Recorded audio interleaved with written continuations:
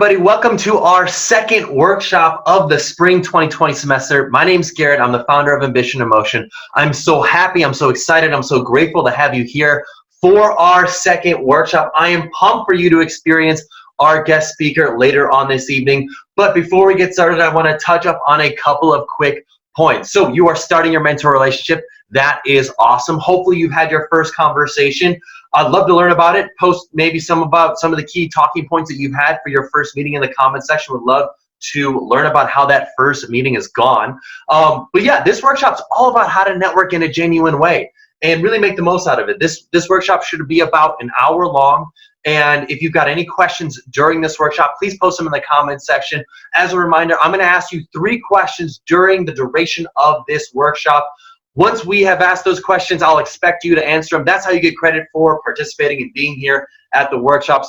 I'm really excited for you to experience our guest speaker tonight. I'm really excited to dive into this. Now, this is what's really key. I mean, genuine networking is such a pivotal component to building rapport, to getting job offers, to getting promotions. Really, if you can hone this skill, if you can hone this ability, you will be set professionally, because ultimately, at the end of the day, your hard skills, that being your ability to crunch numbers, to do some form of engineering, to do some form of science, like all those things are pretty good. They're very easy to measure. So it's very clear whether or not you are better or worse than somebody on a hard skill. But your soft skills are much more difficult to measure. But those soft skills are really what's going to set you apart.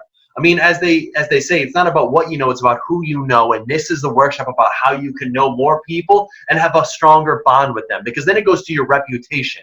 Because if you have a reputation for treating people like garbage, you're not going to have a great reputation. People are going to want to help connect you with other people. If you come in with low energy, if you come in with a bad state, if you come in talking trash about other people, you're not going to put yourself in a good position. And so I want to be very clear. When it comes to networking, when it comes to building a relationship, it is not all about the transaction. If you're coming into a networking situation, you're thinking to yourself, what is in it for me? You are not going to have a positive outcome. I promise you on that. I really want to be clear. It's not all about landing the job or the internship. Sometimes it's about building the relationship and then playing the long game, because ultimately that may turn into an opportunity because they built a rapport with you. But if you burn them, or if you make them feel like you are using them to get to a location that you would like to be, they can smell that on you. They can smell it from a mile away. And that is not great. As they say, desperation reeks. You do not want to be desperate. You don't want to be perceived as someone that's a user or a taker. You want to be a giver. You want to be someone who gives energy to relationships. The first place to start is being genuine with how you talk to people and how you build rapport with people. Now, this is something we talked about last time, but it is so important, and that is the 3 keys to success in this program. That is honing your strategy, your story, and your state. As we've said before, your state is most important. So physically, how are you? Physically, what is going on with your world? Physically, I don't care what is happening. If you recently broke up with your significant other, if your dog just died, if you got some bad news, I don't care what's going on. If you get up, if you shake it out, if you let it loose, you will get yourself into a positive state. So I want to challenge you to do that right now. I want you to get up, and I want you to shake it loose. I want you to scream at the top of your lungs. Just go, yeah, just let it out, let it loose, let it go. Because what you're doing is you're releasing blood to your brain. You're releasing endorphins. You're getting yourself into a state conducive for retaining information. If you're just sitting there on a couch or in a chair in a slumped over position, your likelihood of retaining any of the information we talk about tonight is severely diminished. But if you come in standing up, moving around, getting your blood flowing, you are much more likely to retain this information. Have you ever found it difficult in a classroom setting to remember what your professor says if you've been sitting for 3 hours? That's why 3-hour lectures really struggle to work. They're not very effective because people are not moving around. Your brain needs blood to retain information. So get up, get moving, get out, get loose. Now, the second key is your story. What is the story you tell yourself for why you will or will not be successful? I promise you right now, you will achieve up to the goals that you set for yourself in life and no higher. So you might as well shoot for the stars and land on the moon than shoot for the moon and end up in nowhere. Because if you are not focused about where you want to be, or really having a big, hairy, crazy, audacious goal for yourself, what are you doing? Like, are you just saying to yourself, like, I'm cool with winding up short, with, settling down and just settling for everything in my life? If that's the case, this program's not for you. I can tell you that right now. This program's not for you if you're trying to settle. But if you're someone that wants to go for it, if you want to go big, if you want to go out there for the opportunities that you want to see in your life, this program is absolutely for you. Let this program be a springboard. Let your mentor be a Sherpa that's guiding you up this mountain of life and success and help you get to where you want to be. This is someone who wants to guide you, that wants to help you. They wouldn't have signed up for this program if they weren't interested in seeing you succeed. So I want to be very clear with you. What is the story for why you will be successful? Understand that, hone it, be prepared. In fact, I would challenge you to write this down. Write it on a piece of paper. It's more likely to stick in your mind if you write it on a piece of paper of where you want to be. Stick it up on your wall. Stick it up on your desk. Stick it up on your dresser. Stick it up on your mirror. Something that's going to remind you of where you want to be in 1 month, 3 months, 1 year from now. That will help you set the target of where you want to go. Because if you don't set these goals, you're going to be on a path that's got really no clear outcome of where you want to go.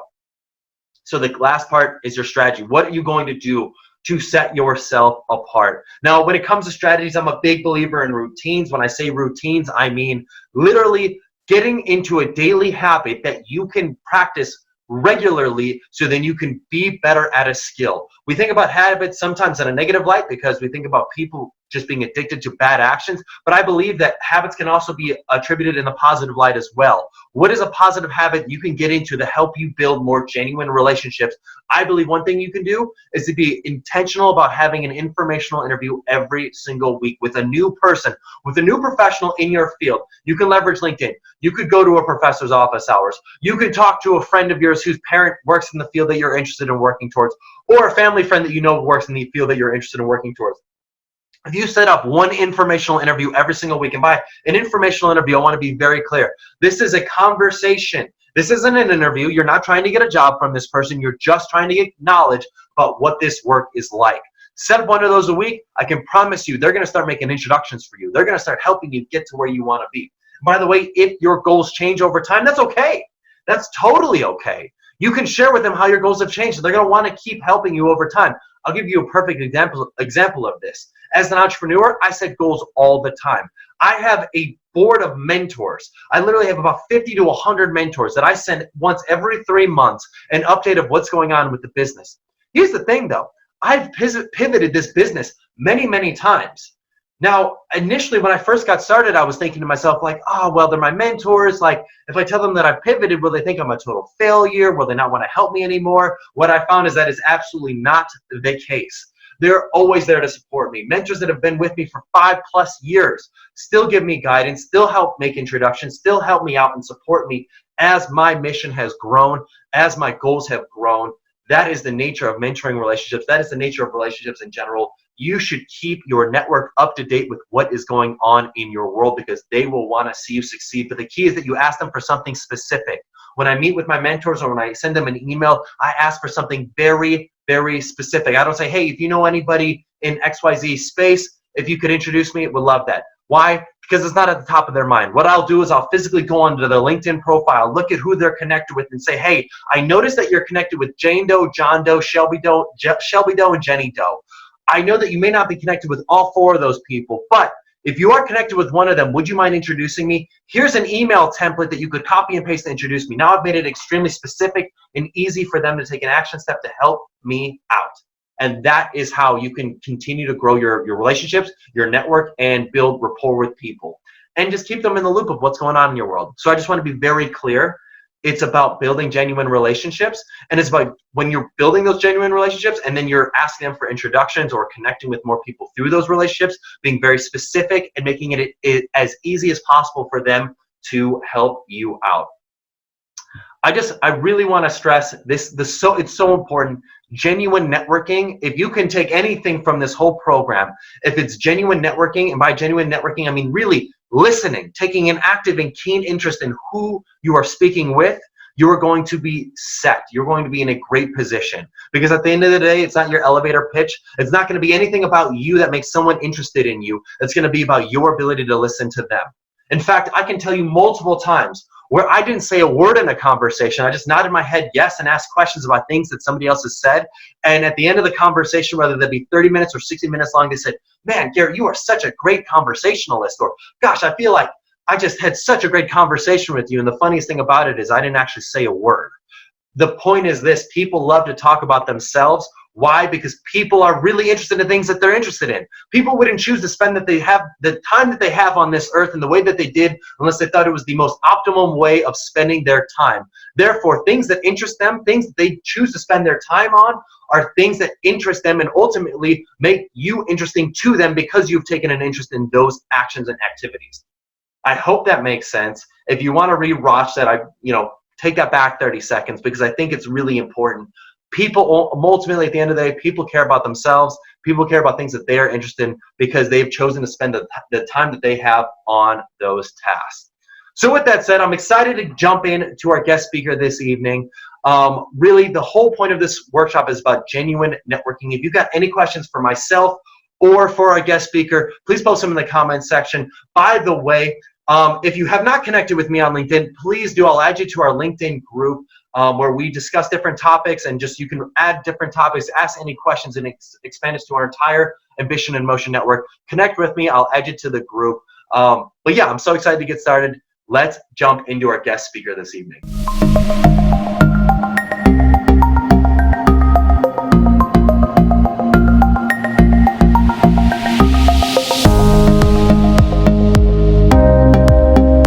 So I'm so excited to transition into this next part of our workshop. We have a guest here this evening. His name is Nick Smarrelli. He is the founder and CEO of GoodellNet Technology Solutions. Nick's forte is in building a really strong company culture by formulating a clear set of values that serve as the backbone for nearly every management decision he and his company make. I mean, when it comes to networking in a genuine way, when people work on GoodellNet's team, they know exactly what to do, when to do it, and they build rapport with each other. That's something that Nick really strives for.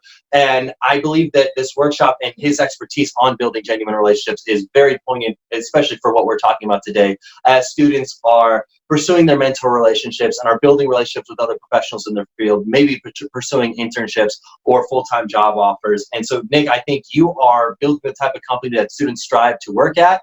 And I can shed some light into, one, how to get your foot in the door for a company like yours, as well as how to just, in general, build genuine networking relationships. Nick, thanks so much for being here. Happy to be here. Thanks. So Nick, I'd love to ask, I gave kind of like the brief overview, the quick and dirty, but would you mind just maybe sharing a little bit more about yourself and a little bit about your work and more or less kind of like how you started building a lot of your knowledge and expertise? Yeah, well, that sounds good. Well, so a little bit about myself. I went to school in St. Louis, and then from St. Louis moved to New York City, and then moved to Shanghai, China, then moved to Charlotte, then I moved to Atlanta, and then I moved to Indianapolis. So it's been a 15-year give or take career, and lived in 6 different places, 2 continents. So it's been kind of a whirlwind, and I bring that up only because it's kind of provided the backbone for who I am in terms of just kind of bringing a whole bunch of experiences. Obviously, networking being the topic of today is I've had to go to 6 different cities by myself. I mean, I've had the last few were with my wife, but not knowing anybody and kind of having to build relationships from nothing. So I worked for a company called Ingersoll Rand, started with them as an intern while I was in college, moved with them until 2010. In 2010, made a decision to say, I don't want to work for a big enterprise anymore. I want to give a small business give it a try. Sold a company car, had a great 6-figure job, and got rid of all of those things. Ended up getting a very unreliable used Honda Civic, commuting back and forth to St. Louis to get our offices started up in St. Louis from Indianapolis. I was the 4th employee at the time. We're about 115, 120 employees now. So a lot of growth in the last 8 or 9 years to kind of get to a happy point. So if hindsight's anything, it's been a good ride ever since. But happy I kind of made the choice to jump off of entrepreneurship. I always kind of joke that you've got to double down on yourself and bet on yourself. So that is exactly what I did, and it's paid off. That's really cool. I love that story. And I think for any students that's watching this, and they might be thinking to themselves like, well, I don't know if I want to be an entrepreneur. Obviously, Nick and I are both entrepreneurs. We might be skewed and encourage you to go down that entrepreneurial path. Mm-hmm. But what I will say is that at the end of the day, anytime that you're facing any discomfort in your life, you're also having growth. Like failure is what breeds opportunities to learn. No question. And I just love the fact of your story where you talked about leaving a 6-figure job, company car, all the perks of what makes you comfortable for something that was inherently uncomfortable, inherently brings discomfort. You chose that life, but you ultimately became better and stronger, a much better and bigger and stronger person for that. And so I think for any student that's thinking about, networking, especially for a lot of students that think like, oh my gosh, networking really stresses me out. Like, the point is being uncomfortable is a good place to be, because ultimately you know that when you're uncomfortable, you're working towards being better and growing. There's no question.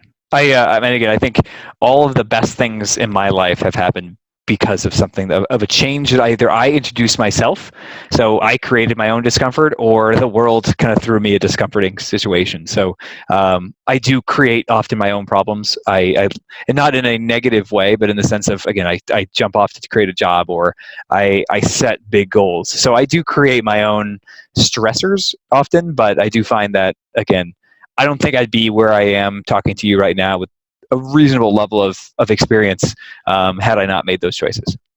Totally. I mean, that makes a lot of sense. And that's really cool. So I want to dive in. The topic of the workshop tonight is, how do you network in a genuine way? What does that mean to you? I know for a lot of college students, like I said before, networking is really stressful and it becomes this chore. Like, a lot of people don't want to go to career fairs or networking nights because it stresses them out. And once they get that job or that internship offer, it's like, great, whoo, off my back. But I think what I'd love to learn from your perspective is, what does genuine networking mean to you?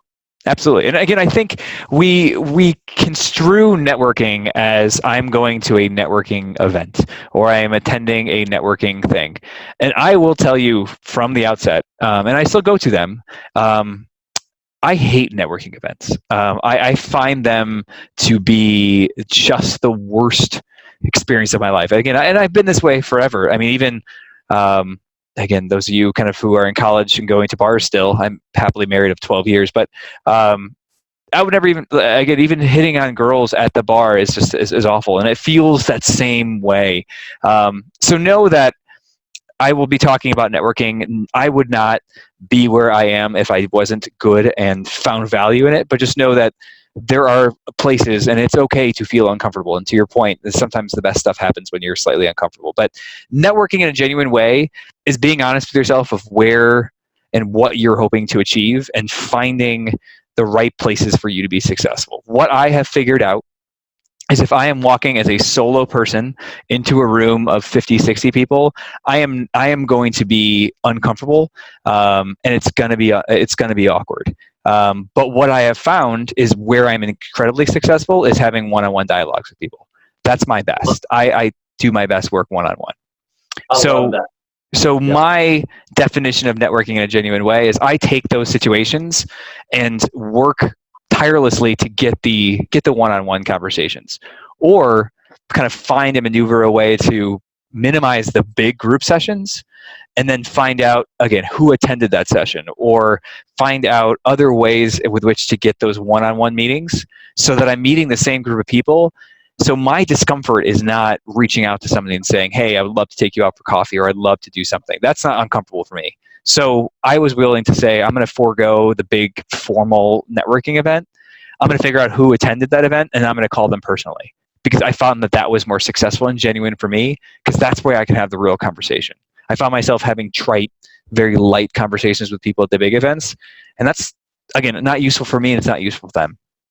Quality over quantity. I love that perspective, Nick. And that makes a lot of sense. I know that I also feel relatively uncomfortable at networking events, because so often it's very superficial. It's very easily to be distracted. You got a lot of people running around. You got people who you're kind of going to have conversation with, but then they're also kind of half focused on, like, who just entered the room? Oh, should I be trying to talk to them? Oh, yeah. Or do I need to exit this conversation? What's the best optimal utility of my time at this networking event? And if, like, they're thinking that, or you're thinking that, you're never into a deep, engaging relationship. And ultimately, it's not going to work out that great. But I love your insight and your advice for students in terms of, okay, if I'm at this event, you maybe just want to pique someone's interest. I know one thing that I'm personally not a fan of, and I'd love to learn your thoughts on this, Nick, is the elevator pitch.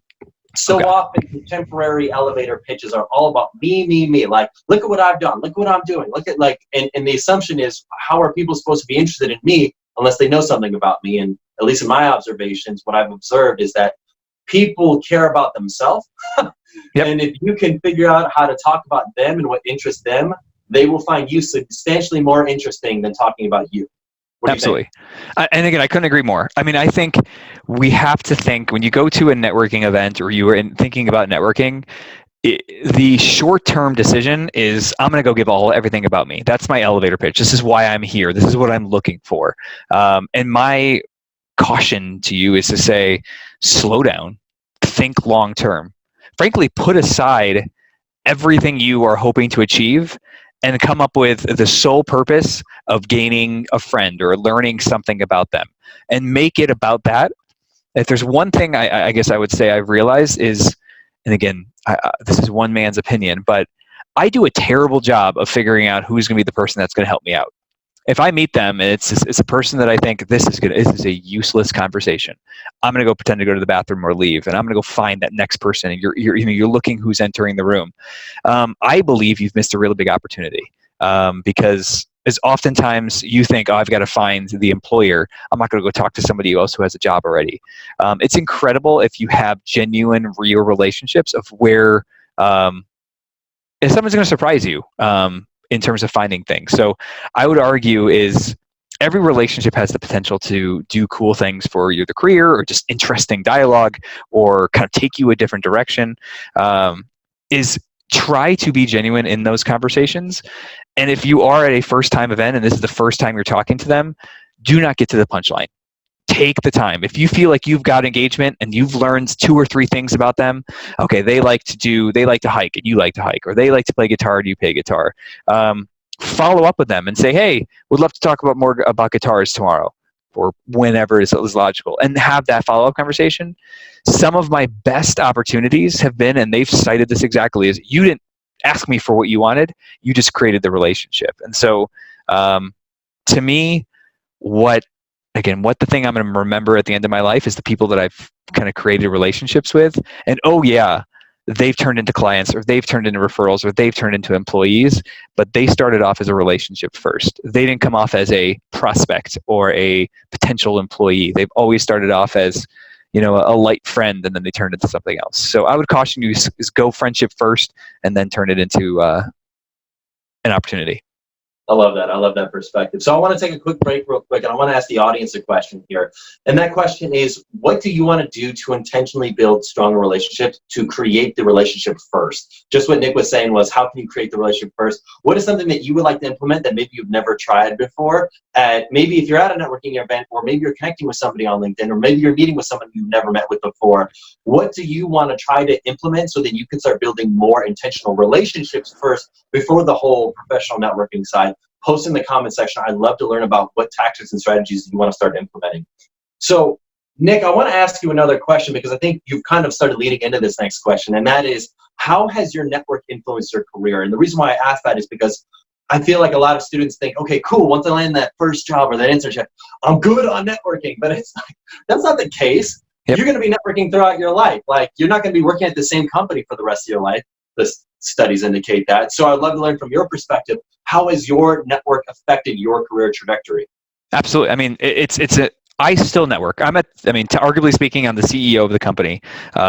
So kind of created my own job, but I am not in the market to look for a new job. My networking now, and where I've kind of gone in my career is networking found me my first job. It was purely, frankly speaking, it was networking with, I was standing in line, waiting for lunch at the business school, and I turned around to the guy behind me, and the guy behind me was talking on his cell phone at the time, saying that he was frustrated that all of his MBA candidates hadn't worked out. Him and I chatted. We ended up finding out that he was a collegiate swimmer. I had wanted to be a collegiate swimmer. We ended up talking. We ended up having lunch. Never brought it up again. And then I realized what company he was from, sent him an email days later, and that was where my first internship. He was looking for an MBA. I was an undergrad at the time. I found an internship that way, and 8 years later, I had a wonderful career involving international travel and a bunch of really neat things. So I would say networking is responsible for the beginning of my career.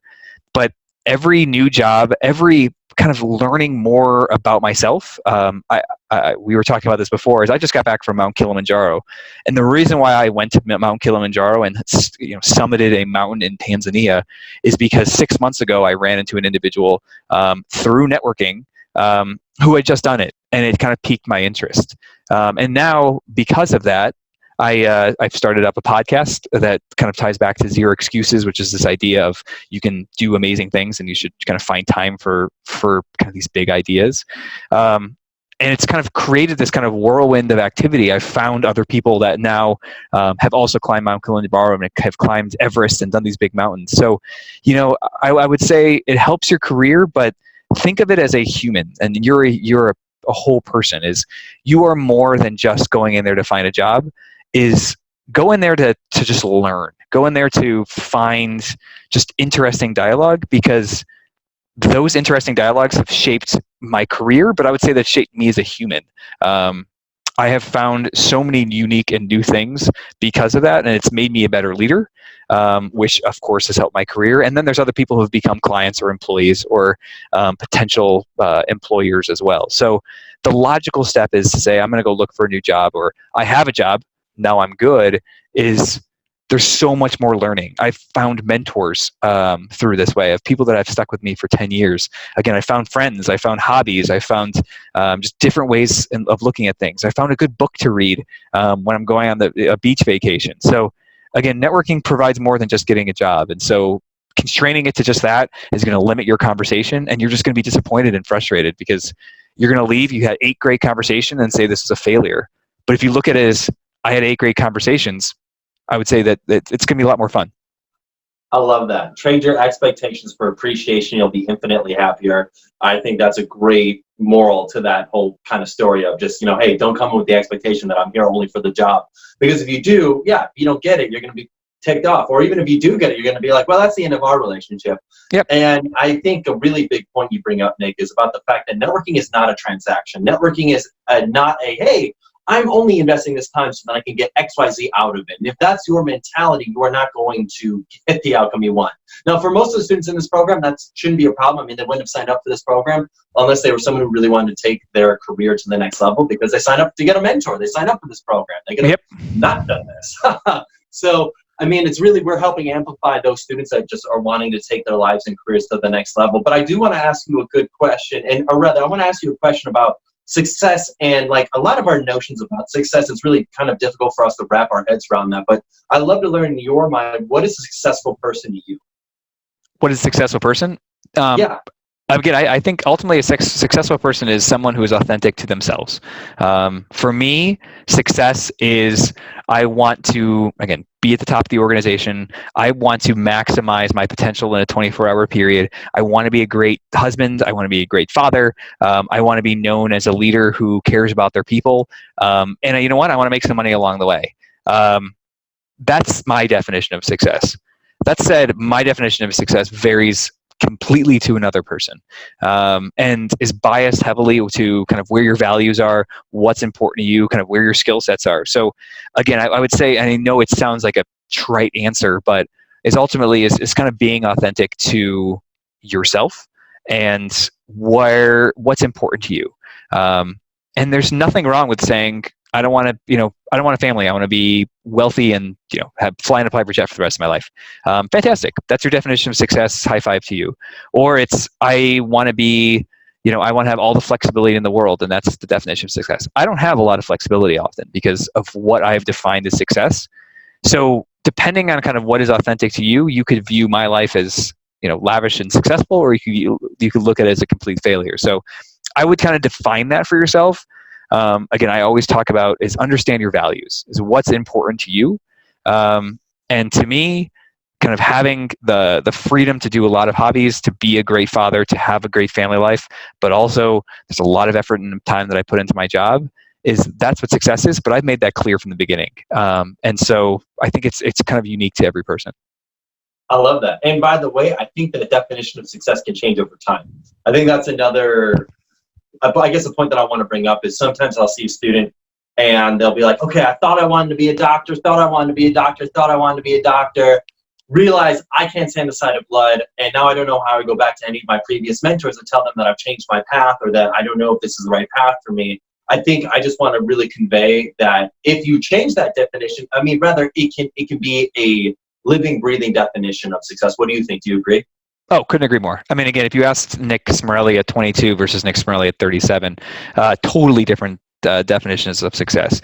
I would say there's kind of fundamental values that really haven't changed, but ultimately kind of that definition of success is different. I mean, when my company offered me and again, I learned about this through networking at the organization, is I was at a kind of again, we talk about not giving up on it, is I met another individual in a different department who was starting up an operation in Shanghai, China.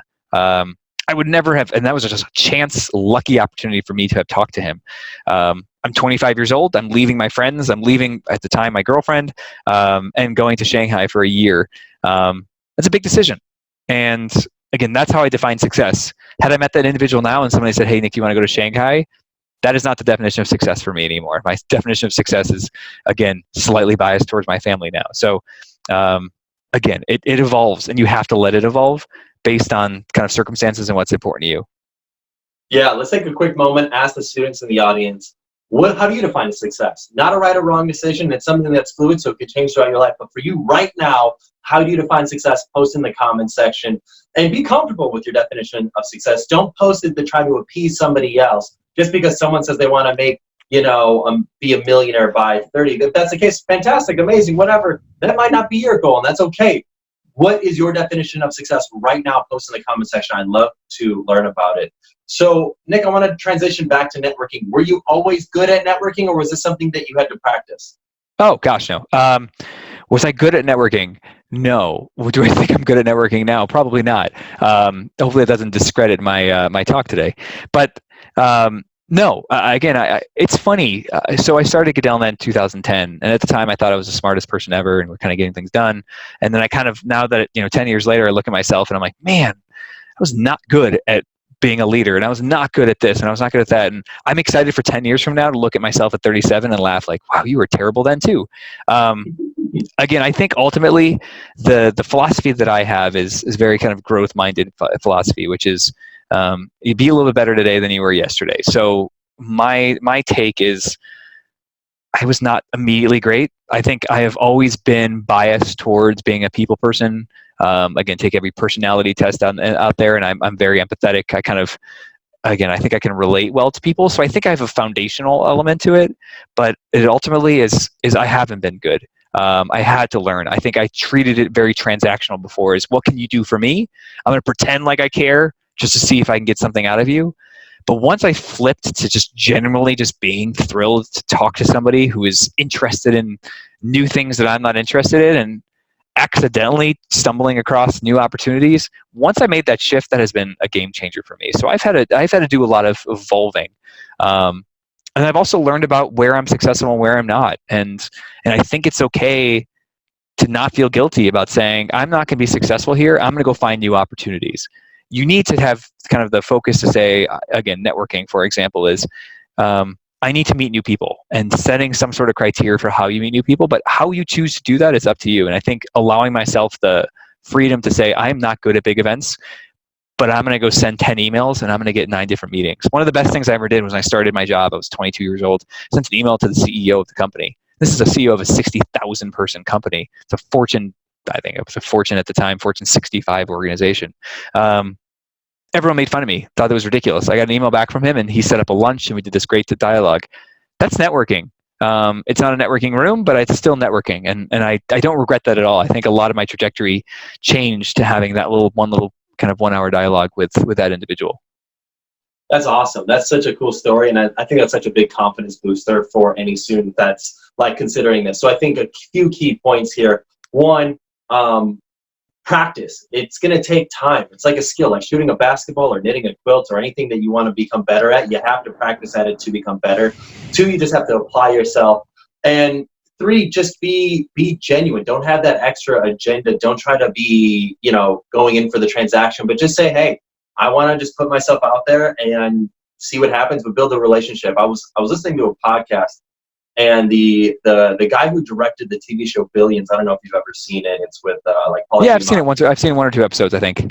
It's a good show, but this story has nothing to do with the actual show itself. But the director or the producer, I can't remember who it was, someone who is involved in the show, had said, when you talk with people, treat everything that they've chosen to do in life as awesome, because they wouldn't have decided to choose the time that they had in their life and spent it the way that they have unless they thought it was the best choice of action at that given moment in time.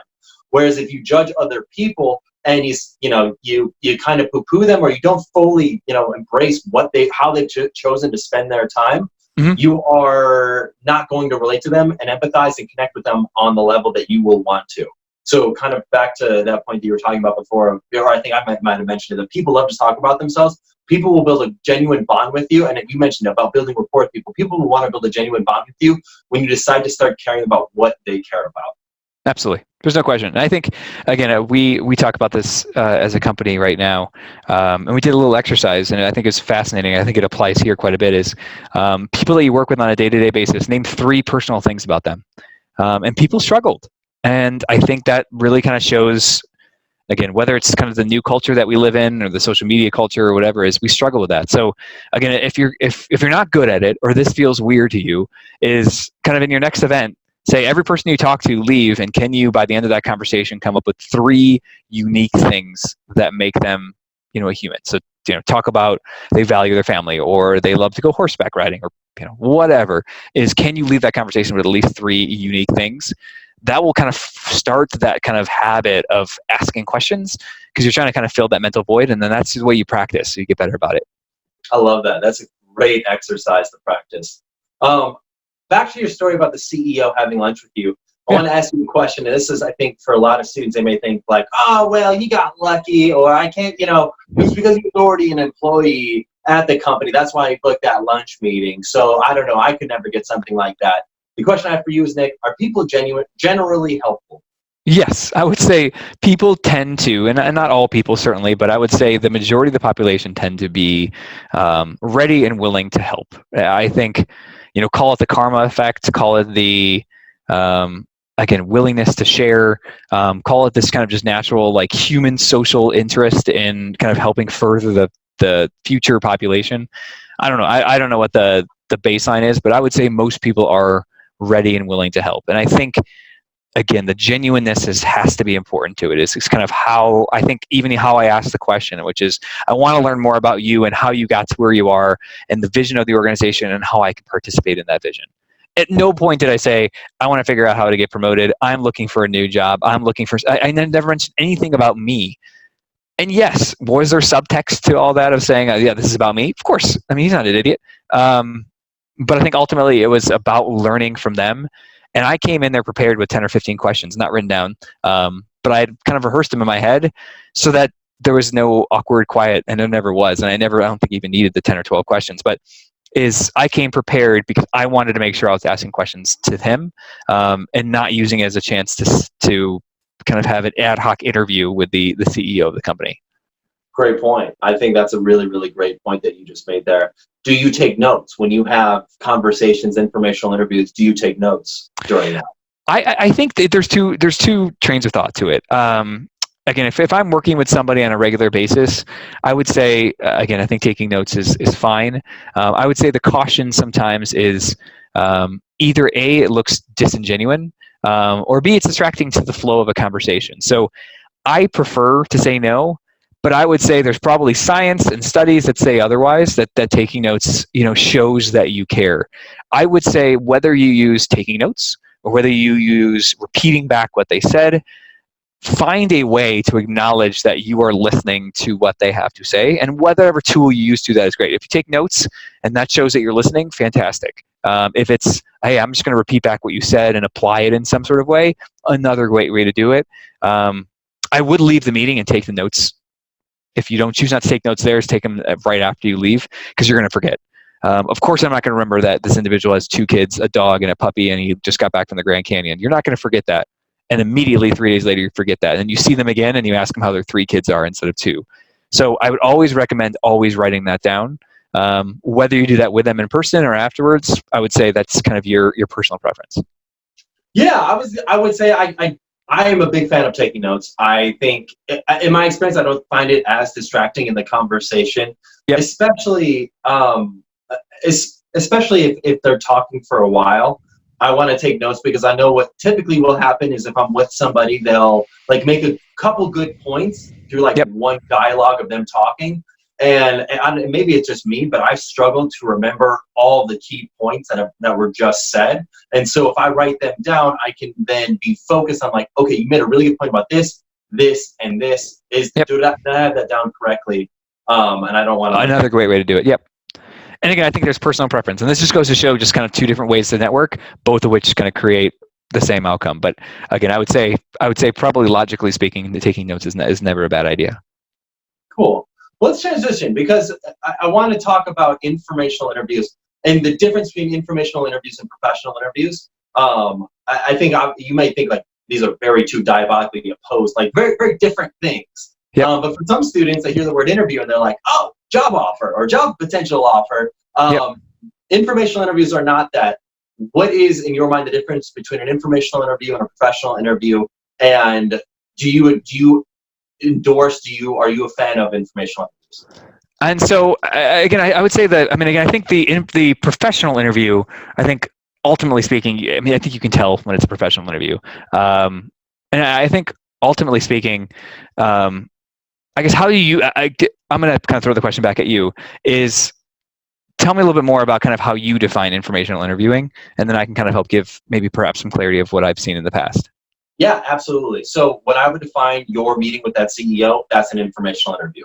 So the difference between a professional interview and an informational interview, a professional interview, there's a very clear job on the line that you are applying for. Correct. You've gotten in a suit, you're trying to impress somebody, you're, answering their questions, you're asking them questions, you're trying to make yourself look good for a specific role. An informational interview is purely informational. It's how can I build a rapport, a bond, a relationship with somebody on a one-on-one level where I can learn about what they're doing. I'm maybe not as impressed with trying to like show them my knowledge or my past experience, but I'm more focused on asking them questions and really learning about what they have to say and what their experiences are. That's how I absolutely. No, and I think that's great. And I think a part of, again, you having the kind of the professional interview versus the informational interview. And again, I think ultimately at the end of the professional interview, you kind of get that like weird, awkward 10 minutes to have that informational interview. And I would say I have made make or break choices on the ability of that person to ask thoughtful, non-rehearsed questions at the end of that somehow integrated what they learned through the professional interview process. And I'd also say ultimately is, and again, I'm sure you've heard this in the past, is every conversation you have is an interview. I mean, ultimately speaking, is people make extrapolations out of things. Is if I have 2 minutes with you, I'm going to make a judgment on how you live the remaining 23 hours and 58 minutes of your life. That is human nature. So if you have time with somebody, treat it ultimately as, again, maybe it's not for a specific job role, but it is them making a professional judgment on you pretty much at every single engagement. So understanding the importance of that. And I believe the measure of a true intellectual professional is not somebody who's really great at answering questions, but somebody who's really great at asking questions. And someone who's so thoughtful about those and asks, not like what's the company culture like or what's the day in the life of this job, but really asks really specific questions on kind of other key things, and just be more thoughtful about this. Ask questions about their personal values and how that affects their leadership style, or ask questions about, just different facets of the job of what success looks like. And again, contributions and, other things that I feel like they're so important that you can ask great questions. But I have oftentimes people who have answered questions poorly, but then asked great questions. I've hired them far more quickly than somebody who answers questions great, but asks really kind of poor questions. Yeah, that was gold. I'm going to say that one more time. For any student that may have I don't know, if you're not fully paying attention, I'm going to say that one more time. As an interviewer, someone who's hiring people, you are not looking for someone to ask you wishy-washy bullshit questions like, tell me about your company culture, like the Forbes top 10 questions to ask during an interview. Everybody already knows that, but if you're asking a question where you're actually getting to know the person and you're intentional about the conversation, you even customize or cater those questions based on the individual, what you've learned about them, that is what makes you stand out.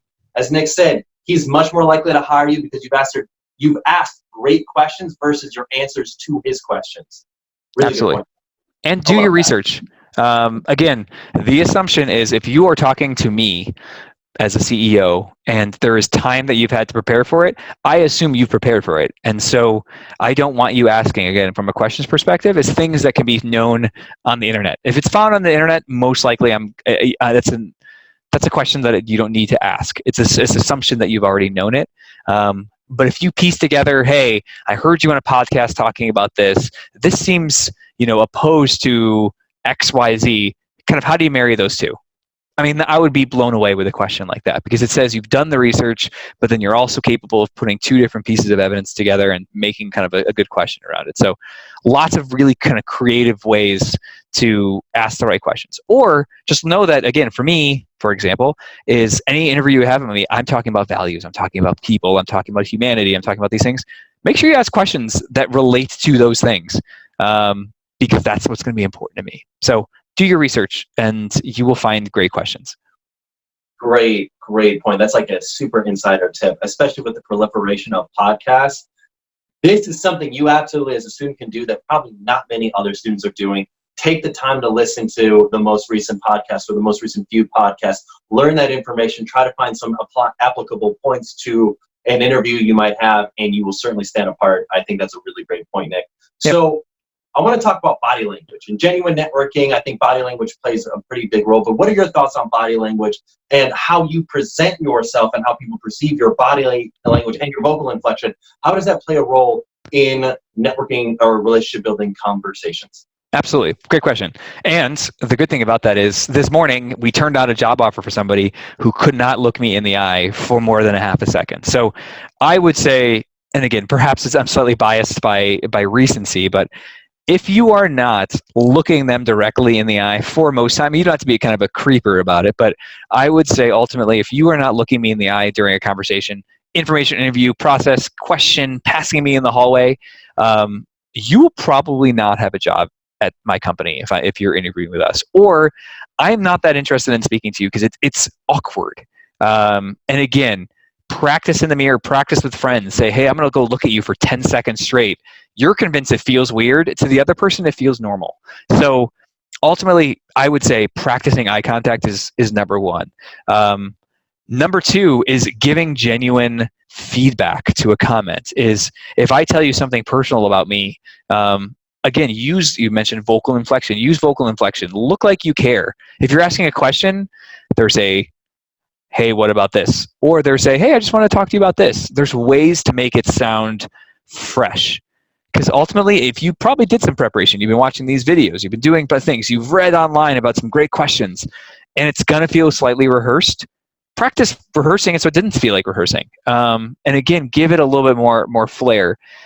People are excited about people who are energetic and enthusiastic because it's ultimately work is hard, work is busy. We're not, again, the traditional laid back 40-hour work week has kind of gone away and people are looking for people that are energetic. So again, going back to the concept of extrapolation is if in an interview or a dialogue or in a first meeting, if you can't be excited about a 10-second conversation you're having with somebody, you're not going to be excited about working there for 5 years. So they're going to make some extrapolations. So using your vocal inflection, leaning into the conversation, using good eye contact will make all the difference in the world.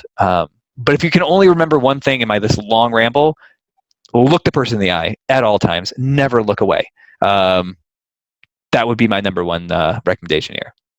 I think that's a good point. I will push back on the whole 100% eye contact thing. Like I said, that'd be creepy, but yeah. I've spoken with them. I had Lisa Mitchell, who's a body language coach in Indianapolis, on our workshops. Oh yeah, okay. Her go-to was, I believe, 85-15, 85% eye contact, 15% off. Yep.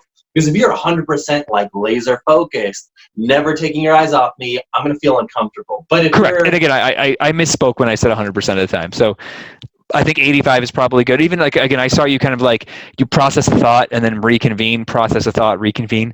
That's okay. But if you're doing the majority of your talking, looking this direction, and I'm not looking at you, then you're failing. So I misspoke. Could not agree more. And I'm glad you clarified. Yeah, no, okay, cool. The other thing is in earlier in this workshop, in the first part, in the intro part, we talked about strategy, story, state. Another thing that I love to do with students is, and the people who are in attendance, is getting them up, getting into a state, like physically dancing it out, screaming at the top of their lungs, getting their blood pumping, because we know when the blood's flowing to the brain, their endorphins are firing, they're getting themselves pumped and ready to go because your emotions drive your emotions. And so I think that's just like another way. If you're going into a mentor meeting or a one-on-one meeting with somebody that you want to impress, or just have a good energy, a vibe about you, Yep. do a power pose, get energized, jump around, get loose. Yep, no question. So Nick, one thing that you kind of touched on in that last response, and I want to dive a little bit further into, is vulnerability. When is it the right time to be vulnerable within a conversation or with a relationship with somebody else in I guess a networking atmosphere or just a relationship building out? Absolutely. And I think, again, there needs to be, vulnerability is such a key word right now. And there's so much great research about it in terms of kind of its impact on success and happiness. And I think even kind of building strong relationships. There is a time and a place, I think, for vulnerability. And I think it's in that first conversation to a specific extent. The conversation, it is not appropriate to share your kind of lifelong personal secrets in that first meeting. But it is okay to say and acknowledge weaknesses or things that you're afraid of or things that make you happy. Again, tying in some capacity, emotions to the conversations makes you a real person. I sit here right now and I've got 25 things that I don't think I do well, things that I'm working through. Do I consider myself a reasonably good CEO? Yes, but I'm still working on things. So sharing more about yourself and things that you're working through or things that you're practicing because you want to get better at, or kind of other things that break down the barrier in the conversation, I think only build rapport and trust. And as ultimately as you do not have a lot of time to talk to somebody. So having some of the opportunity to kind of share real human emotions will make you, I think, significantly more memorable. Yeah, I totally agree. I would say my only slightly different take on vulnerability is I think I'm a little more comfortable with sharing openly. I know in our very first workshop, I shared with all the students my past of being a drug dealer who was expelled from Indiana University, and how it kind of totally changed my life, but it also changed my life for the better and opened up me to starting Ambition in Motion. But I think in my experience, vulnerability builds trust. Like you can't have trust unless vulnerability precedes it. Although I've heard some people say, "Oh, well, I don't want to be vulnerable unless I trust you." It can't happen that way. No, you can't get trust without a vulnerability. This doesn't happen. Yeah, that's exactly it. Even if you look at something as silly as a trust fall, you have to be willing to be vulnerable and falling flat on your tush to get caught by your peers to know that you are going to embrace this trust fall type of thing. No question. So, Nick, last question I wanted to ask you, and that is, how do you navigate introductions in a networking or in a relationship that you've built over some time? Is it okay to ask for introductions? If so, how do you go about doing it? Absolutely. I think ultimately is again, clarity. We have a statement here. So clarity creates confidence. And I think if you are asking for an introduction, I guess understand first and foremost is kind of to what extent you have that great relationship. So if you're meeting somebody for the first time and you get into this great dialogue, you've been a role model, you've shared a story, you've learned about that individual, and you happen to know he knows or she knows somebody else, is at the end of the dialogue, don't hesitate to say like, hey, you may know this person. How comfortable would you feel if you made an introduction? This is my intent. And I think sharing that intent is probably the number one kind of item, is kind of, in my opinion, is sharing what your goals are with that individual and what they are looking to do. And then I would also remember is anytime somebody does and makes an introduction to you, and let's say if that goes someplace or doesn't go someplace, is you always follow up with that person to thank them and let them know kind of how it's progressed. So, hey, I just want to let you know, thank you for making the introduction to Garrett. He was a great guy. I'm now going to be sitting on one of his shows. Or thanks for making an introduction to Garrett. He was able to put me in contact with somebody else, and I'm excited about that. Or thanks for making an introduction to Garrett. I didn't know he loves to read books too, or whatever the case may be. It's a follow-up, and it acknowledges it, and it puts a personal touch, because even if it doesn't affect you, it helps encourage them to pass, to pay it forward to somebody else that they meet at another event. Yeah, no, that's a great point. And so I want to take a quick moment to ask the audience right now, with your mentor relationship, you all have your mentor relationship right now. How can you go about asking your mentor for an introduction? Who is somebody that you like to connect with? I know one thing Nick mentioned was specificity, and what do you want, like what are your intentions? One thing that you can go about identifying specificity, go on LinkedIn, see who they're connected with. See if there's like 1, 2, or 3 people that you're like, hey, I would specifically like to connect with A, B, and C person. I notice in my experience when I say, hey, I'd love to connect with people in this area or this field, like, can you think of anybody? No one can think of anybody off the top of their head. Like, it's not top of mind, but LinkedIn's a great place to go to see, okay, I notice you're specifically connected with this person, this person, this person. I'm not personally connected with everybody I know on LinkedIn. I'm connected with on LinkedIn. But if you know one of those people, would you mind introducing me? And make it even easier, here's an email introduction template. You can just copy and paste. If you don't mind doing it, that'd be awesome. Yep, no question. Yep, I think that's great. And again, this LinkedIn is just a powerful tool. I mean, again, I cannot over articulate how important LinkedIn is. In terms of kind of finding, again, that level of specificity in those networking engagements. So to specify the question I was asking students, post in the comment section, how are you going to ask your mentor for an introduction? I would love to learn about something you've learned from Nick tonight in this workshop. Post in the comment section. I'd love to learn how you're going to ask your mentor for an introduction. Post in the comment section. I think that'll be great. Help inspire other students to learn other ways about how they're going to go about making introductions or getting introductions from their mentor as well. So Nick, this has been an awesome workshop. I think we've covered some really amazing points on networking in a genuine way.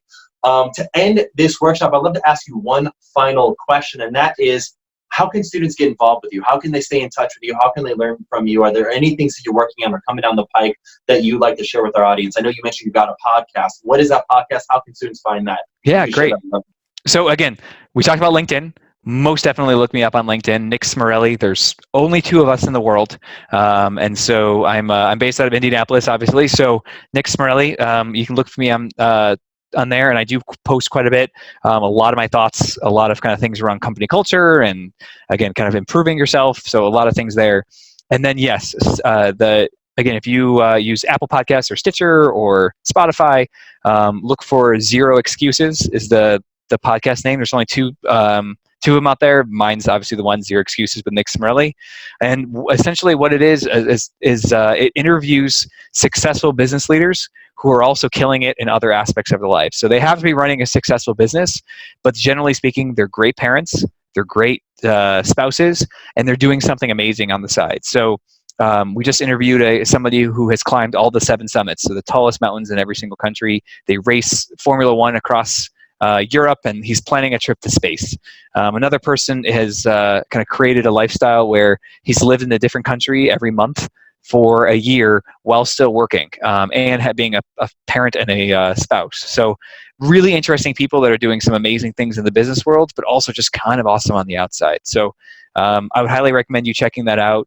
I talk a lot about kind of my theories on things. So we have the interview, and then at the end, I kind of give my theories. So lots of learning there. And if anything, it's a good 20, 25-minute podcast listen as well. That's awesome. Nick, thanks so much for being here. Students, thank you so much for being here tonight. Hope you all have a wonderful rest of your evening. If you've got any questions, post them in the comment section. We will get to them. Have a good night, everybody. Thanks for being here. Thank you.